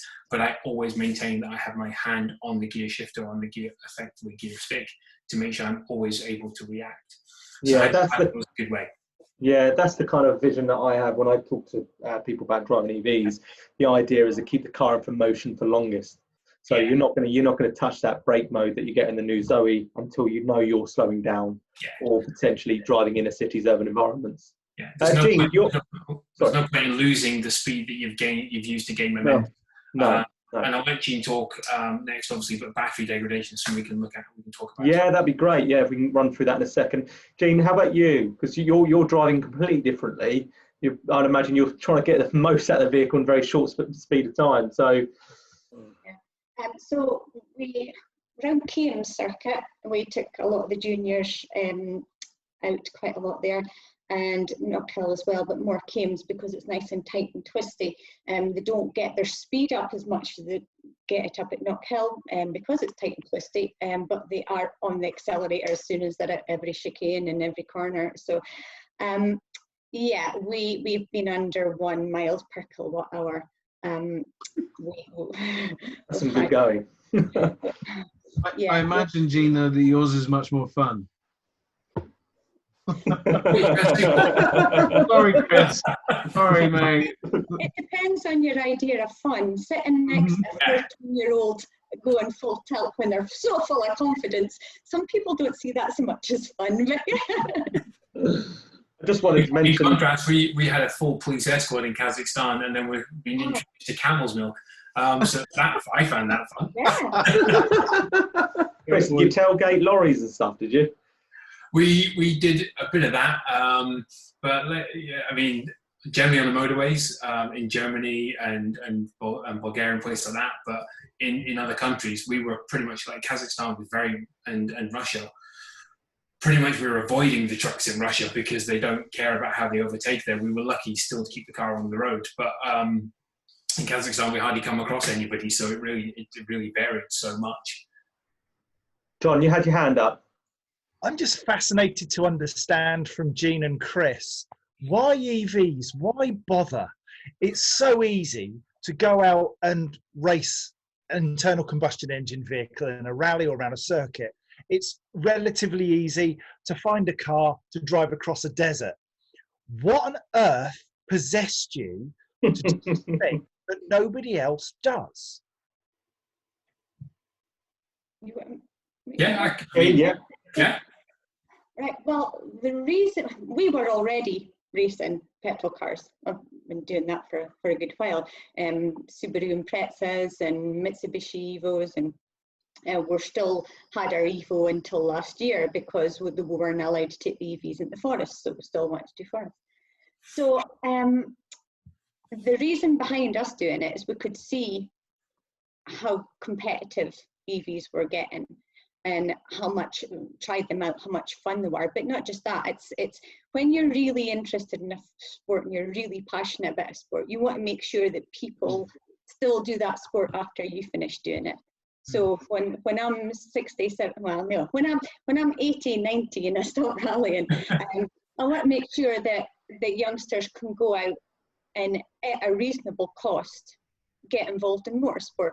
And they're not going to be able to do that with internal combustion engine cars anymore. They're not going to be for sale anymore. They're not going to get the parts for them anymore. Mechanics are going to start drifting away from doing all the work on them. So if we want to do a smooth kind of change, we need to start now. We need to get all the mechanics trained up now. We need to get all the rules and regulations. And when motorsport first started, it took a while to get rules and regulations and safety up. And as you can see by Formula One a long time ago, they learned by their mistakes. And we've got a great opportunity with electric motorsport to get it right from the start as far as all the rules and regulations go. So yeah, that's fine. So you're a visionary, Gene. Is that kind of it, that you can see the future is changing dramatically, but you still want you and others to be part of that new world? Yeah, I think I was surprised from the start with all our petrol head competitors, how their reaction. I thought that, oh no, how are we going to start saying to people, we're going to start racing EVs. We're not going to have our Evo anymore. I thought they would be laughing us out the pub after every rally. But no, they were all, oh well, it's the future. Yeah, what's the torque? What's the torque in it? So it's and the amount of gearboxes they won't go through anymore. Right? Some of the junior drivers go through a gearbox every rally. It's not just the waste as far as the fossil fuel that you use once and can't reuse again. It's all parts as well, all the brake pads, kind of all they go through engines quite a lot too, and gearboxes quite a lot. So yeah, I've got somebody had asked a question about the kind of the cost of running a rally car for a season, and I have got a direct comparison as far as junior cars go, a 1 litre junior car compared to the Zoe, and I can get that to kind of do it once it just the whole price a whole season, including fuel, tyres, gearboxes. That would be brilliant to know there, Jean, the maintenance spend versus your competitors. That would be really interesting, because you say YEV, but I think we touched upon like the SMR and the instant torque, and the SMRs would be really interesting. Service maintenance and repair, just in case anybody doesn't know. Yeah. So if you can share that, that would be fantastic there, Jean. And anything else you'd like to add, Chris, on the SMR or YEV? I'm sure you didn't come across any costly gearbox changes out in the sticks of Mongolia. For me, I mean, YEV initially became it was a financial decision. And like a lot of people out there, because a lot of people think you must have been into the environment and climate and that's why you went electric. No, I was interested in my back pocket at the end of the day, if I'm being brutally honest. And in those days when I realized that you can drive a car and it's actually more relaxing to drive, it's more smooth to drive without the gear changes, it's so much more of a more relaxing experience. But you don't have those expensive bills that go with it, and you don't have to pay those expensive fuel prices that keep going up all the time. And it just, I saw it was better for my back pocket overall. But then a natural byproduct was the fact that I then got more interested in how energy is produced, coming from the oil and gas industry, how we're producing energy to power the electric vehicles, how the whole cycle changes, what we're doing to the planet. And then that led me to what I do. And so it's kind of looking at how we drive forward and say to people, electric is the future, but it's not the future, it's today. We're all going to be driving electric. We're all having this conversation, well, not us, but humanity was having this conversation back when Bertha Benz in 1888 drove the first combustion car to show it could be done. So let's not have that 132 years of deliberation and talking about it and saying, maybe I will, maybe I won't. Let's just get on with it, because so much more technology now that's ready to get involved, like autonomous technology. And let's be that generation that just moves forward and changes our way of thinking. Yeah, I mean, if you guys can do what you did in first generation product, it means anyone can do it, really. I mean, it depends obviously how easy it is. Anyone can be an electric car, it just depends on how easy or how hard or difficult it might be. Jean, you had your hand up, sorry. Yeah, I just noticed a question about replacing gearboxes after each rally, and what parts do you replace, maintain per rally? The only parts that we've had to replace is the 12-volt battery, your standard auxiliary battery, because when we're in a rally and we're kind of sitting for a while before, or we haven't used the car for a while, sometimes the 12-volt can go down, but more so because all the relays that work the emergency cut-offs and everything, they are always kind of drawn from the battery and the sound system. So if we're sitting showing off with our sound system and making it pop and bang and do everything it does, it drains the 12-volt auxiliary battery, and that's the only thing we've had to replace, apart from lots of tyres. Chris, you had your hand up? Yeah, I mean, if taking that to the Mongo rally, the reliability of the car on that rally, we had one buckled wheel and one flat tyre the car had zero issues in terms of drivetrain or whatsoever at all. Cars that were on the rally, yes, they're older vehicles, but their engines were failing, and their suspension systems were going. We had zero issues. And being an EV driver for the last 9 years, I've done, outside of my rallies and other adventures, I've done close to 100,000 miles. And all I've had to change is the natural wear and tear on my tyres, and one set of brake pads. That's it. Excellent, thanks Chris. Just on the SMR side of things and also looking at the chat box. So we've got a couple of comments I'd just like to point out. So Nick's put, listening to Fleet News webinar earlier today, Geotab have tested for 6 years plus on various battery electric vehicles, and they are showing battery degradation averages a little over 10% in terms of degradation. So Kevin Book has also made a comment in the chat box to say his Zoe is still at 98% state of health after 5 years and 42,000 miles. And I just wanted to highlight that with Zoe, there is a state of health guarantee warranty threshold at 70%. And we are starting to see, because we're starting to see those years now since launching Zoe since 2013, that over 10 years, we expect it to be around 84 to 85% state of health after 10 years. So substantially 15% more than that of the thing. But Chris, sorry, yeah. Yeah, no, I was just going to touch on that, because the state of health on batteries and whatever degradation they have, it does then render a battery useless. As a lot of us know, the battery then can go from a vehicle to be repackaged and repurposed and put into a house, because it's still got so much state of charge in it. But also the fact of, because the technology has changed over the years since the first generation cars came out, and the battery's got so much more efficient, the degradation has changed dramatically. So what we knew degradation on batteries were back in the day, that's not the case today. Mm-hmm. Just before you, John, I just want to quickly comment on that. So Renault worked with a company called PowerVolt, where we repurpose the batteries for home electricity storage and products. Households use energy more efficiently to encourage that kind of thing. And also, so we actually say 10 years for that, 15 years for PowerVolt, and then LG Chem state that 97% can be recycled into a new battery. It's all good news, and it debunks a lot of myths around batteries ending up on in landfills. Sorry, John. Not at all. Picking up on James Hodges, who's commented, he says, state of health. Can you explain that in more detail? Must apologise. Sometimes we slip into using technical terms because we're working with this all day, every day. Massive apologies. Chris, state of health. State of health is basically just the amount of charge that's remaining in the battery down to balancing of the cells. I was going to say, Johnny could probably explain this a little bit better than me, working with the batteries more. But it's just basically telling you how much charge and the health of the battery and the health of the cells, the independent cells across the battery. And like I say, as an everyday driver, you won't really need to worry about that. You won't have an issue with it. It's not going to cause you any problems.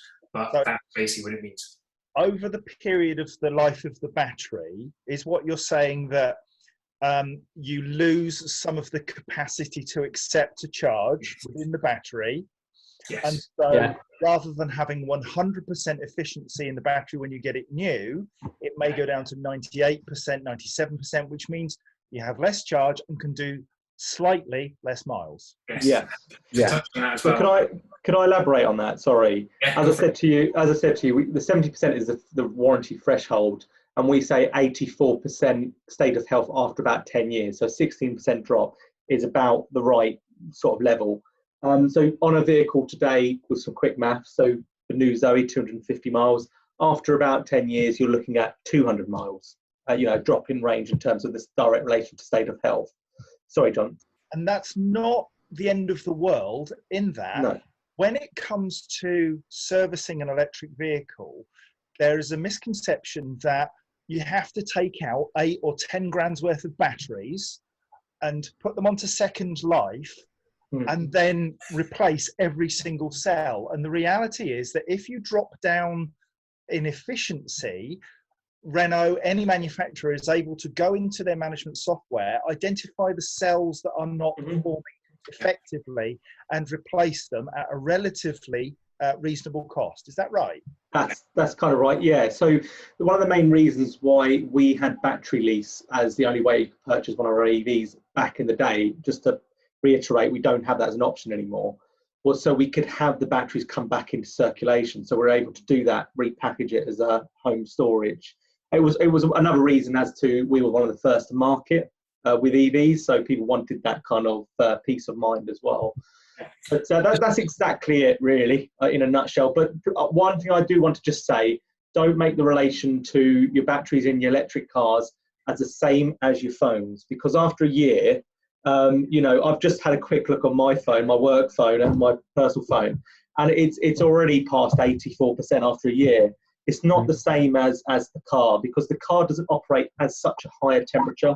There's different chemistry in the thing, and also more importantly, with our batteries in our electric car, we say it's a ZE50. The reality is a 52 kilowatt hour usable capacity. And the reality of that is, yes, it's usable, but there is actually a bigger capacity in the battery, maybe 54, 55 kilowatt hours. So it's preventing a full state of charge all the time, leaving it with a full state of charge. One thing I would advise anybody that has an EV right now that isn't using it for fleet, isn't using it in operation essential work, that they don't leave it with a high state of charge. You know, I haven't charged my Zoe for going on 7-8 weeks because I was on paternity before lockdown. So it's been sitting there for 20-30%, and I believe that's the right way. But if I left it in a high state of charge, that can inherently affect the degradation of the battery. So I've got someone that's raised their hand.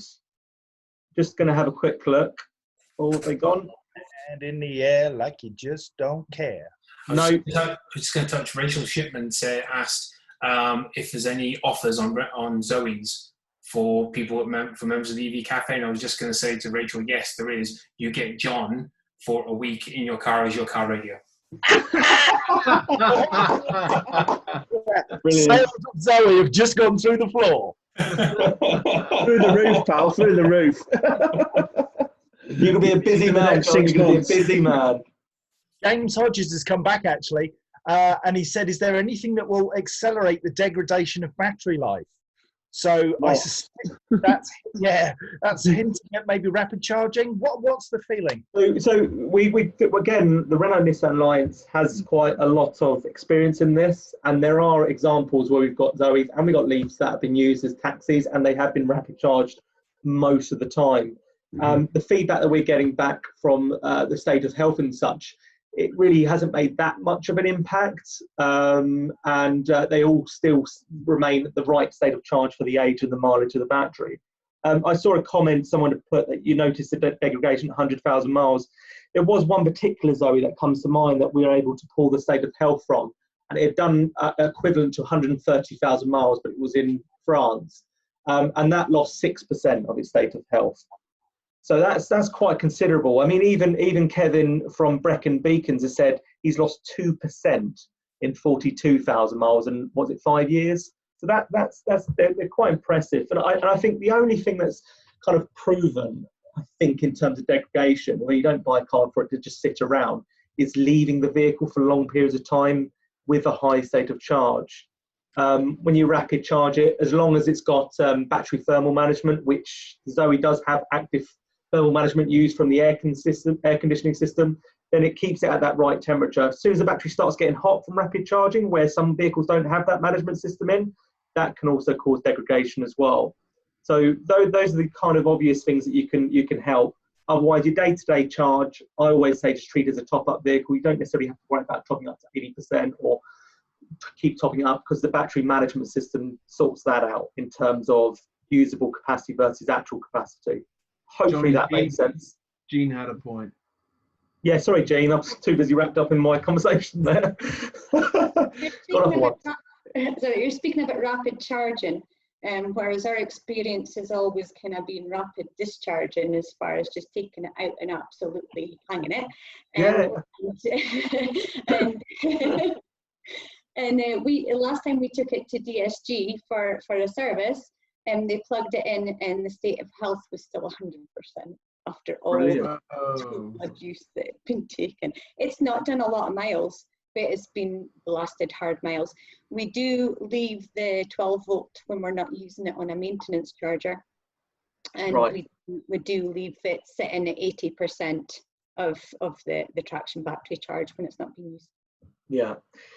Interestingly, from when we had Dean on last week, he mentioned about the call outs for EV breakdowns, and it was only 4.1% was down to the traction battery running out of charge, but most of the call outs were down to the 12-volt battery. So, Yeah. which is ICE vehicles have as well. Yep. Mm-hmm. Right, it's gone so quick. We've actually only got 15 minutes left, so I think we're just going to literally open the floor to everybody else that's left on the attendees, and we've still got quite a large number. So anybody that wants to come off mute and chat to us, anybody have any more questions and answers while we've got these two fabulous guests? John's ready. I don't know what your background is at the moment, mate. But Holden, Curtis. I mean, in the meantime, you can kind of give us what have you learned, Gene? Neil Robson has raised his hand. Bear with me 1 second, Neil, as I figure out how to take you off mute. You are live, Neil. You are live. Neil's on mute. Neil, you're on mute. You need to take yourself off. There we go. That works. Yes. Hello, Neil. Welcome to the EV Cafe. Thanks, Johnny. It's been a fascinating hour plus. It's kept everybody riveted. Paul, really. Paul, I know from commercial activity. Just really about the van side, the commercial side, the light vans. How's he finding the use of the vans? Is he finding that the EV van has a threshold? You know, maybe the partner size and maybe the transit and above is not being well received. Just thoughts on that, Paul? It's a great question, and I think that one of the key barriers for the heavier vehicles, the 3.5 ton vehicles, is the price at the moment. There's a lot of perception that the price is very high. The range is still a little bit of a challenge in certain areas, although it is improving. So there are vehicles with over 100 miles in terms of range on the market now, which is good news, and we're seeing improvements all of the time. I think that the key to adoption in the heavier sector, because we know that the lighter sector is, sort of the Renault Zoe or the Nissan EMV200 and others that are coming. They've got a reasonable range and they're doing a lot of inner city work, so that they're fine and they are performing well, and the payload doesn't seem to be dramatically impacted. So that the heavier vehicles, I think, is primarily price because they are very, very expensive. There isn't a lot of them around. So, we only registered 3,200 vehicles last year, and we were only hoping to register around 9,000 this year. So adoption is restricted by the supply at the moment, and there's some debate as to why that might be. But they're perfectly usable. They function really well, and they do. They answer most of the questions up to the heavier weights. So as a lease company, do you sort of end of life and the whole life financial costs? Yeah. The lower maintenance, the more reliability. Are you sort of getting a better picture of how, as a lease company, the whole life costs are for the user, and how that compares to an ICE vehicle? Yeah, we're certainly seeing lower costs in terms of maintenance. I think that we're still learning, and everybody's still learning as how to maintain the vehicles because of the different processes. So sometimes they say you need 2 people on the vehicle because of the high voltage battery. It may be a bit of a money for old rope at the moment in terms of as people go around the vehicle, they're not doing a lot. We know that the brakes get changed, and obviously beyond that, there's not a great deal in terms of things, in terms of additional stuff to do. So you don't put oil in it, and that can be 60 or 70 pounds every time. So there's definitely SMR costs to be saved. We're seeing residual values relatively higher than their ICE counterparts, but we expect that to be percentage terms similar. So sort of 50% of the higher value So in pound notes terms, it will be the same, but a similar percentage drop in terms of a depreciation curve, which still means, you know, it's going to be more expensive, but there's still a significant chunk retained in the residual value for the future. So the whole life cost is definitely, when you consider everything in terms of the fuel, and when we consider ULEZ and CAS and all of these kinds of things in the future, are definitely going to be at least cost parity. And in certainly Chris's experience up there, you know, cost benefit of running electric commercial vehicles. Are the maintenance providers going to be attracted to do work on electric vehicles because of the lack of work that's needed? I mean, are we going to see a disproportionate increase in costs for what they're going to do? It's a really good question. And I am not certain that the model for dealerships and repair centres is going to stay the same. I think there's definitely a change coming, and it'll be the people that adapt to those changes that that are most effective. I've noticed that Johnny's got something to say on the subject as well. Yeah, so it's just a little bit on the Renault side, and also just to point out, we've got 3 other people that put their hands up to ask us questions. But just recap on the Renault side. Work with lots of leasing companies. Feedback we received recently, especially when we went through the WLTP procedure with vans, is that Kangoo is coming out on top in terms of whole life costs in some scenarios, and on top of all the other against the other EVs. But secondly, as soon as you start adding congestion zones, charging or ULEZ zones, it becomes even more clearer.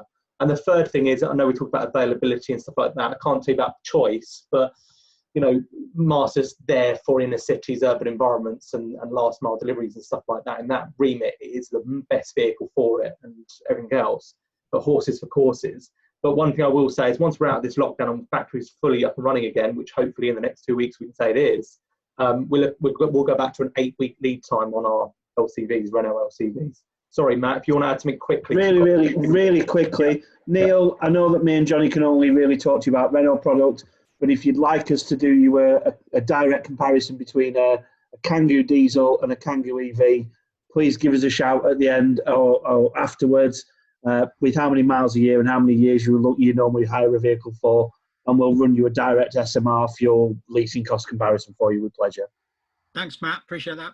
No problem. Thanks, guys. Okay, thanks, Neil. Thank you. So we're going to go over to... Sorry, does anybody else want to add anything to that on the panel before I allow Rachel to ask the panel something? Yeah. Rachel, you are live. Hello. Hiya. Hiya. Hi, Rachel.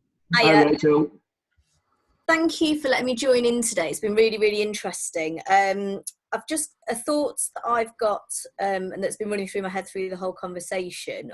A project that I'm going to be working on going forward is linking in with LCV conversion companies for fleets. And obviously electric vehicles is something that's going to, well, that's already been a focus for people for the last sort of 12 to 18 months, if not longer.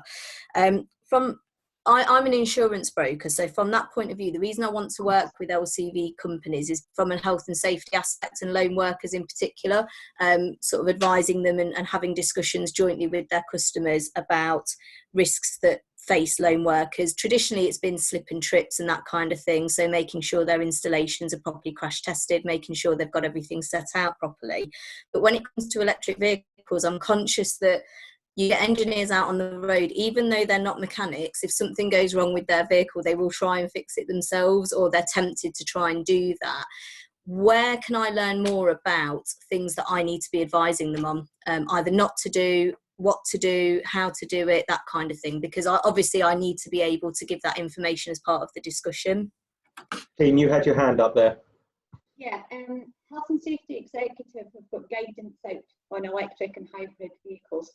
And they suggest you shouldn't be working on an electric vehicle unless you've got a IMI level 2 EV Tech qualification, and that's the same as recovery vehicles should have.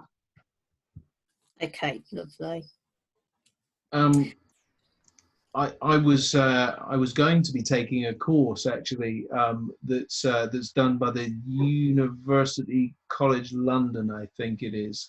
It was in central London, which does give you a really good broad understanding of electric vehicles, their batteries, their use, charging, all of the different structure around that. So whilst it doesn't answer the, the engineering or the actual working on a vehicle question, it certainly gives you a real solid understanding of the whole EV environment and what you can and can't do yourself. And so that I would recommend, looking into the market on those, and I'm happy to find the details and get them to you if that helps. Thank you. I'll drop you a message on LinkedIn, Paul, just to remind you, because I know you've got a lot of people that are probably asking you for information. I all day, every day. Thank you, Rachel. Thank you. Over to Simon. Simon Brace, you've got your hand up. You're live, Simon. Take yourself off mute. Hello. Now then, Simon. Hello. Hello. Can you? Let's go, Simon. We can hear you. Right, excellent. Yeah, I was just going to say that if anybody on here is considering shifting their fleet to electric, just contact me via the website or LinkedIn, because I've been doing this. This is about my 4th year now as 100% electric. So I'm happy to give advice and tell you what the figures add up and what to look for and what's best to suit your needs. It's not all a bed of roses, and there are challenges still, especially if you're looking for the larger vans. But I have been lucky enough to drive pretty much everything that's out there, including some models that aren't even out there. So I can, I'm in a position to be able to point people in the right direction. Thank you very much, that's Simon. pretty much it, really. Unbiased. Thank you as ever well. so much. John, you've got your hands up. Really, just to say that I echo what Simon says. There are so many good people out there in our community who want to help and support. If you find that any of what we've said today is of interest and you want to come to LinkedIn, find us, I'm sure I speak for everybody. The only way we can really make a difference is to work collaboratively, to share, to be open, to be honest, to challenge the status quo, as Jean and Chris have both done, with facts. Get out there, do it, and share. So anybody wants to find me, please do. I never reject anybody unless you're completely mad. I rejected Paul twice. I got through though in the end. Please do reach out, because we all want you to succeed. None of us wants you to fail or to be ripped off. We're all fighting the same fight, aren't we? Exactly. Chris had a point. Chris, yeah. Yeah, I don't want to. I'm not obviously trying to promote businesses on here to promote businesses, but I mean, to Rachel's point, where she's looking to get maybe education or to what training is required for her guys, there is a great independent dealer, and it answers how the businesses are changing to support vehicle maintenance. There's an independent garage down south called Cleaver EV. And they just changed their whole business model. Great bunch of guys, great EV advocates. Changed their business model from being a traditional car maintenance garage to being an EV garage. And they also now have expanded into, they help and support people to get the training as well they need for electrification from a maintenance point of view. Mm-hmm. Jean, you'll need to be quick, just because we've got a few more people want to just say something before we end. We've only got a few minutes. Okay, the Institute of Motor Industry, IMI, does all the professional training. If you look at their EV courses, right at the bottom, they've got an EV hazard awareness online free course. So I don't know about maybe help you. Great one, Jean. Thank you. Thank you. We've got Will Burgess that wants to say something. Will, I'm just taking you off mute. You are live. Yep. Hi guys, you all right? Hi, Will. Perfect. Yep. So just a very quick one, because I know, obviously today's topic, all about EVs and what's better about them than ICEs. If you are still an ICE enthusiast and you like your model, you like your car, especially if you've got some classics, a lot of people don't consider conversions to EV, and it's actually something that we've been working with companies with now for the last year or two, helping people convert classic cars or regular sort of rally and race cars to electric, so that then obviously they're reducing the emissions. So obviously if that's again ever anything you're interested in, feel free to give us a shout. And and we can put you in touch with the right people, or at least guide you in the right direction. But yeah, just so that that's an option for people. Thanks, Will. Really appreciate it. Anyone else? Just want to touch on that very quickly. I'm still a petrol head. I still love my cars. There's still many cars that I still would love to drive, but just because you go electric doesn't mean to say that you can't like petrol. You have to give up and abandon petrol cars. If people have these classic cars that they still love, and they've got if you're fortunate to have things like old classic Porsche 911s and things, which I think are beautiful, you can drive electric Monday to Friday. Your weekend car where you go out and have a bit of blast, you can still have that classic, and that's not a bad thing. But then, as Will said, converting those classics that would potentially just be never seen before and go to rot, don't do that. Let's convert it into electric and keep your classic car dream alive. Thank you. So we've run out of time now. So thank you for those that have taken part and asked us questions. Keep us on our toes. Just to give you an insight, so next week we were hoping to have Mr. Roger Atkins on to talk all things EV, not just cars like today. The week after, we're hoping to do more around nerdy stuff, infrastructure and everything that goes around supporting EVs. And then the week after, which is the 13th of May, it's going to be Paul's favourite, which is going to be an LCV one. So vans. Hey! It's just gonna be Paul. It's gonna be just him on his own. So I just want to end by saying a big thanks to everybody that's attended today, the panel, and of course Jean and Chris for being a special guest for this week. I think we've all really learned a lot. I want to say thanks to everybody, and I hope everyone's keeping themselves safe. Abiding by the sort of self-isolation rules. What last parting words from Chris and Jean? What have you learned? What can you last comment before we sign off? Sorry. You go, Jean. Go. My EV still makes me smile every single day I use it. I'm constantly getting into trouble for having to replace tyres too often, and I'm wearing on an edge that shows that I've been going too fast around roundabouts. But it just makes me smile so much, and I just love driving it. Great. She pretty much took the words out of my mouth, so I'll just add another one. Is just the fact that understand that the barrier to electrification is not the infrastructure and the vehicles. It's us. It's our mind, the way that we think. So just open your mind a little bit more and understand that electrification is a lot simpler than what you think. What a way to sign off. Any lasting words from you, Paul, John, or Matthew? Just for me to agree with these guys, I think what they're doing is phenomenal in terms of education.